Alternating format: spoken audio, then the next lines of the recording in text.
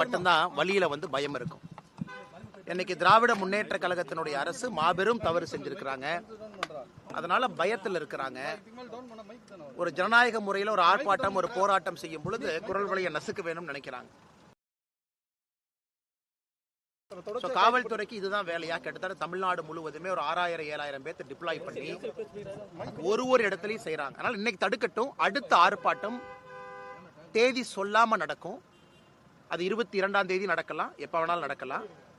எதை வேண்டுமானாலும் முற்றுகை செய்வோம். அது முதலமைச்சருடைய வீடாக இருக்கலாம், டாஸ்மார்க் அலுவலகம். ஏன்னா எங்களை பொறுத்தவரை முதலமைச்சர் சம்பந்தப்பட்டிருக்கிறாங்க. அவரும் இதுல குற்றவாளி தான். அவர் தப்பிச்சு போக முடியாது. ஏன்னா அவருடைய அமைச்சரவை அவருடைய கண்காணிப்பில் இருக்கு. ஒரு அமைச்சருக்கு அளவுக்கு அதிகமாக பாசத்தை காட்டியிருக்கிறாங்க. அதனால எங்களை பொறுத்தவரை அடுத்த ஆர்ப்பாட்டம் தொடர்ந்து நடந்து கொண்டே இருக்கும். ஆனா தேதி சொல்ல மாட்டேன். காவல்துறைக்கு மரியாதை கொடுத்து தேதி சொல்லியிருந்தோம். அவங்க இந்த மாதிரி பிஹேவ் பண்றாங்கன்னா ஒரு அரசியல் கட்சியா நாங்களும் வேற ஸ்டைல்ல பண்ணறோம். சார் இப்ப பாஜக நிர்வாகிகளை தொடர்ச்சியா கலந்து கைது பண்ணிட்டு இருக்காங்க சார். தடுப்பு காவல்ல கைது பண்ணிட்டு இருக்காங்க.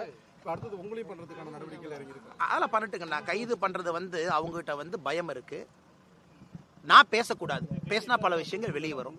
ஸோ அந்த ஆர்ப்பாட்டத்துக்கு போகக்கூடாது. காவல்துறை என்ன வேண்டுமானாலும் முயற்சி. நான் தான் சொல்லிட்டேன் பாருங்கண்ணே. அடுத்த ஆர்ப்பாட்டம் தேதி சொல்லாம நடத்தும். அது 22ஆம் தேதியாவும் இருக்கலாம், வேற தேதியாவும் இருக்கலாம், யாரு வீடாவும் இருக்கலாம். எங்களை பொறுத்தவரை இந்த டாஸ்மார்க் ஊழல்ல யார் குற்றவாளிகள் என்று நாங்கள் கருதுகின்றோமோ முதலமைச்சர் உட்பட எல்லோரையும் ஜனநாயக முறையில முற்றுகை செய்வதற்கு எங்களுக்கு உரிமை இருக்கு. அதனால நாங்க நிச்சயமா செய்வோம். டாஸ்மாக் ஊழல்ல ஈடி சொன்னது 1000 கோடி முறைகேடுன்னு சொன்னாங்க. அது மட்டும் தான் இருக்கு நினைக்கிறீங்களா? அதை விட அதிகமான ஊழல் நடந்திருக்கு நினைக்கிறீங்களா சார்? அண்ணா 1000 கோடி ரூபாய்க்கு மேலைங்கண்ணா. ஈடியினுடைய ஆரம்பகால இசிஆர் அடிப்படையில் அவங்க ரைடு நடத்தி சொல்லியிருக்கிறாங்கன்னா இன்னும் நீங்க பொறுத்திருந்து பாருங்க. இது தமிழ்நாட்டினுடைய அரசியலை உலுக்குவது மட்டுமல்ல, தமிழ்நாட்டில் நல்ல அரசியலை கொண்டு வருவதற்கு பாரதிய ஜனதா கட்சி முன்னெடுத்திருக்கக்கூடிய இந்த ஆர்ப்பாட்டம் நிச்சயமாக தமிழ்நாட்டில் நல்ல ஒரு அரசியலை கொண்டு வருவதற்கு ஒரு அச்சாணியாக அமையும் என்பதிலே முழு நம்பிக்கை எனக்கு இருக்கு. இந்த அமலாக்கத்துறையினுடைய அறிக்கைக்கு முன்பே அண்ணாமலை அவர்கள் 1000 கோடி முறைகேடுன்னு அவருக்கு எப்படி தெரியும்? அமலாக்கத்துறை அறிக்கை வரது அவருக்கு எப்படி தெரியும்? செந்தில் பாலாஜி உங்களுடைய ஃபெடரல் புதிய தலைமுறை ஒரு ஆங்கில பத்திரிகை நடத்துறாங்க, பேரு ஃபெடரல். அதுல என் மகாலிங்கம் எப்ப 1000 கோடி எழுதியிருக்காருன்னு பாருங்க. ஜூனியருடன் பத்திரிகை என்ன எழுதியிருக்கு பாருங்க. மீடியால எத்தனை முறை நீங்க 1000 கோடி போட்டீங்க தெரியும். ஒரு அதிகாரி ரைடு பண்றாங்க, உங்க மீடியால எவ்வளவு இன்ஃபர்மேஷன் வச்சிருக்கீங்க. நான் உங்களுக்கு மீடியாவுடைய பேரை சொல்லி, ஜெர்னலிஸ்டோட பேரை சொல்லி நான் சொல்றேன். எத்தனை பேர் 1000 கோடி போட்டிருக்காங்க? 1000 கோடி ரூபாய்க்கு மேல. இன்ஃபேக்ட் எனக்கு இது 40,000 கோடி ரூபாய் இருக்கும் என்பது என்னுடைய அனுமானம். என்னோட கால்குலேஷன் படி மொத்த பாரையும் அவங்க வாங்கக்கூடிய மொத்த சரக்கு சேல்ஸையும் கால்குலேட் பண்ணா 40,000 கோடி ரூபாய் தாண்டணும். ஆனா நான் ஒரு பொறுப்பான ஒரு பதவியில் இருக்கேன். அதனால இன்னைக்கு ஈடி என்ன சொல்லியிருக்காங்களோ அதை வச்சு நான் போறேன் 1000 கோடி ரூபாய்க்கு மேலே. பட் என்னை பொறுத்தவரை இது டிப் ஆஃப் அன் ஐஸ்பர்க், ஒரு சின்ன துரும்பு தான் அந்த 1000 கோடி என்பது. ஏன்னா அந்த அளவுக்கு திராவிட முன்னேற்ற கழகம் இதை வச்சு 2024 லோக்சபாவையே சாராய காசை வச்சு தான் நடத்தியிருக்காங்க. டாஸ்மாகினுடைய பணத்தை வைத்து தான் 2024 பாராளுமன்ற தேர்தல் முழுவதும் திராவிட முன்னேற்ற கழகம் நடத்தியிருக்கிறாங்க. 2026 சட்டமன்ற தேர்தலையும் டாஸ்மாக் வச்சு நடத்துறதுக்காக களத்தில் இருக்கிறாங்க. சட்ட ரீதியாக எதிர்கொள்வோம். எந்த விதமான ஊழல் நடைபெறுது செந்தில் பாலாஜி சொல்லட்டுங்க. அவங்க சொல்லிட்டு செந்தில் பாலாஜி என்ன உத்தமரானே. இன்னைக்கு இந்தியாலே one of the most fraud politician number 1ல இருந்து போட்டீங்கன்னா நம்பர் 1 அவரு. இன்னைக்கு சுப்ரீம் கோர்ட்டினுடைய நீதிபதி கேட்கறாங்க, நீங்க எல்லாம் அமைச்சரா தொடருக்கு தார்மீக உரிமை இருக்கான்னு கேட்கறாங்க. இன்னைக்கு இவங்க எல்லாம் முன்னாடி காந்தியவாதி போல வேஷம் போடுறாங்க. இவங்க எல்லாம் நல்லவங்க, கர்ம வீரர் காமராஜர் கேபினெட்ல சர்வ் பண்ணவங்க. ஒரு ஊழல் கேபினெட்ல தலையிலிருந்து கால் வரை ஊழல் ஆட்சி மட்டும் நடைபெறக்கூடிய திராவிட முன்னேற்ற கழகத்தினுடைய ஆட்சியில ஒரு ஊழல் பேர்வழி சாராய அமைச்சர். அவர் சொல்வதில் எங்க இருக்கு? அந்த சார்ஜ் ஷீட் போட்டு பாருங்க. சுப்ரீம் கோர்ட் 1.5 வருஷம் ஜெயிலில் இருந்தவர் டிரான்ஸ்போர்ட் ஸ்கேம்ல.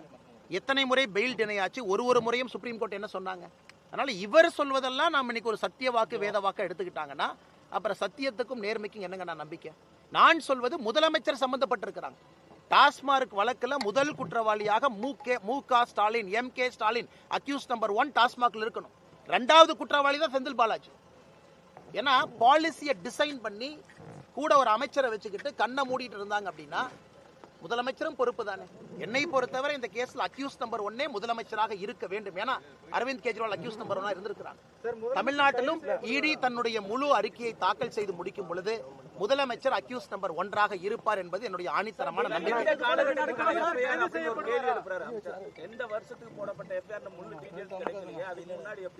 அண்ணா ஒரு நிமிஷங்க. இன்னைக்கு பத்திரிகை நண்பர் நீங்க எங்கூட நீங்க வாங்க, எந்த பக்கம் வேணாலும் ஒரு FL5 லைசன்ஸ் இருக்கக்கூடிய ஒரு பாரோ டாஸ்மார்க்கோ எங்க வேணாலும் பாருங்க. சாதாரண மனிதன் கண்ணுல பார்த்தாவே அது தெரியும். இது 2023 போடப்பட்டதா, 24 போடப்பட்டதா, 25 போடப்பட்டதா முக்கியம் இல்லை. இந்த முழு டாஸ்மார்க்கை இந்த அளவுக்கு மாற்றி இருப்பது திராவிட முன்னேற்ற கழகம் ஆட்சி 2021 மேற்கு பிறகு. அதான் இடி அறிக்கையில வந்து மிக தெளிவாக சொல்லியிருக்கின்றார்கள் 3 கேட்டகரி எஃப்ஐஆர் கம்பைன் பண்ணி இசிஐஆர் போட்டிருக்கோம் அப்படின்னு. ஏன் குற்றம் சாட்டப்பட்ட பிறகு இவங்களுக்கு கொடுக்கத்தானே போறாங்க. செந்தில் பாலாஜி அக்யூஸ்ட் ஆன பின்னாடி இடி காப்பி கொடுக்கத்தானே போகுது. அந்த காப்பியை திறந்து எஃப்ஐஆர் எப்ப போட்டாங்க அப்ப செந்தில் பாலாஜி அவர்களோ முதலமைச்சர் அவர்களோ தெரிந்து கொள்ளட்டும். இல்ல ஒரு புகார் வந்து அந்த புகார் மீதான வழக்கு பதிவு செய்யப்படும், அதுக்கெல்லாம் எடுத்து வச்சு இப்படி சொல்ல முடியுமா? ஏன்னா நாங்களே அதுக்கான நடவடிக்கைகளை மேற்கொண்டிருக்கலாம்ல அப்படின்னு சொல்றாங்க. யாருங்கண்ணா அமைச்சர் செந்தில் அவங்க நடவடிக்கை மேற்கொண்டிருந்தா வெள்ளை பேப்பர் தாக்கல் செய்ய சொல்லுங்க. ஒருவேளை அமைச்சர் சொல்வது போல, அன்பு சகோதரர் அண்ணன் நீங்க சொல்றது போல அமைச்சர் பண்ணியிருந்தா வெள்ளை பேப்பர் தாக்கல் பண்ணட்டும். டாஸ்மாக்ல இவ்வளவு புகார் வந்திருக்கு, இவ்வளவு நடவடிக்கை எடுத்திருக்கோம், இவ்வளவு பேர்த்த சஸ்பெண்ட் பண்ணிருக்கோம், இவ்வளவு ஆக்ஷன் எடுத்திருக்கோம். இன்னைக்கு முக்கிய புகாரே வந்து நீங்க டாஸ்மார்க் ஒரு லீகல் ரூட்னா இல்லீகல் ரூட்ல 40% மேல சரக்கு வைக்கிறீங்க. அதுல வரக்கூடிய பணத்துல தான் நீங்க ஆட்சியை நடத்துறீங்கிறதா நம்முடைய குற்றச்சாட்டு. இல்லை என்று சொன்னால் வெள்ளை அறிக்கை தாக்கல் செய்யுங்கன்னே. 48% ஐயா வந்துடுறேங்க ஐயா. 48% டாஸ்மாக் வளர்ச்சிங்க. நான் திமுக வந்த பிறகு 33,000 கோடியிலிருந்து 52,000 கோடி. தமிழ்நாட்டில் ஏதாச்சும் ஒரு அரசு நிறுவனம் தனிப்பட்ட நபருடைய சொத்து 48% யாருக்காச்சும் உயர்ந்திருக்கானா? முதலமைச்சர் கைது செய்யப்பட வாய்ப்பு இருக்கா? எனக்கு தெரியாதுங்கண்ணா. என்னை பொறுத்தவரை முதலமைச்சர் இதுல குற்றவாளிங்கண்ணா. ஏன்னா அவருடைய கண் பார்வை கீழே தான் நடந்திருக்கு. பாரதிய ஜனதா கட்சியினுடைய குரல் வழியை நசிக்க வேண்டும் என்று முதலமைச்சர் நினைக்கிறார்னா அவருக்கு பயம், அவருக்கு எங்கேயோ பயம், அவர் வீட்டுக்குள்ள பயம். அதைத்தான் நான் சொல்லுவாங்கன்னா அதிகாரப்பூர்வமாக நான் சொல்ல முடியாது. என்னோட யூகம் இது. முதலமைச்சருடைய நடவடிக்கை பிஹேவியர் ருப்பி சிம்பல்ல இருந்து எதற்காக இத்தனை ஆரம்பிக்கணும்? எதற்காக கடந்த ஒரு மாத காலமாக பதட்டத்தில் இவ்வளவு வேலை செய்யறாரு? இவ்வளவு பயந்து போய் என் முதலமைச்சர் இருக்கணும். அதை பார்க்கும் பொழுது தெல்ல தெளிவாக தெரிகிறது முதலமைச்சருக்கு இதுல நேரடி சம்பந்தம் இருக்கு.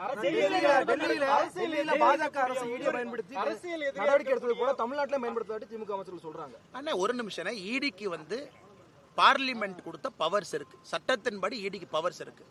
இந்தியால எங்க வேணாலும் ஆபரேட் பண்ணலாம். they have law behind themselves. கணக்கு அவங்களுக்கு சட்டம் இருக்கு. அதை தடுப்பதற்கு இவங்களுக்கு என்ன ரைட் இருக்கு? அப்ப அதே நான் டிவிஎஸ்சி சொல்லாமே. டிவிஎஸ்சி மாநில அரசு கீழே இருக்கிறாங்க. டிவிஎஸ்சி வச்சு நீங்க மத்த கட்சி நண்பர்கள் நசுக்கிறீங்க நாங்க சொல்லாமல்ல. அது பாயிண்ட் இல்லைண்ணே.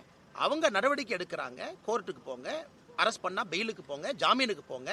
அதை வைத்து கோர்ட் நியாயம் சொல்லட்டும். ஈடியே வரக்கூடாதுன்னு சொன்னா என்ன விதத்தில் நியாயம் என்னது?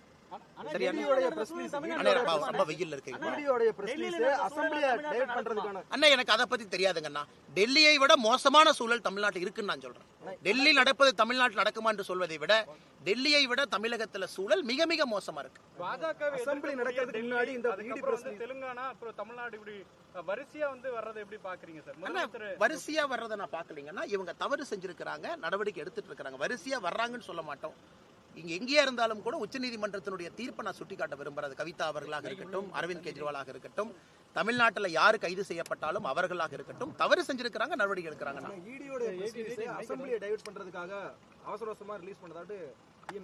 இவங்க பண்ண பட்ஜெட் டிராமா, சிம்பிள் டிராமா எல்லாமே ஈடியினுடைய ரைடை டைவர்ட் பண்றதுக்காகத்தான் இவங்க பண்றாங்க. நான் குற்றச்சாட்டு வைக்கிறேங்கன்னா இவங்க பண்ண அந்த ஒரு மாசமா பண்ண டிராமாவே ஈடியினுடைய ரைடை டைவர்ட் பண்றதுக்கு தான் இவங்க இந்த டிராமா பண்ணிருக்காங்க.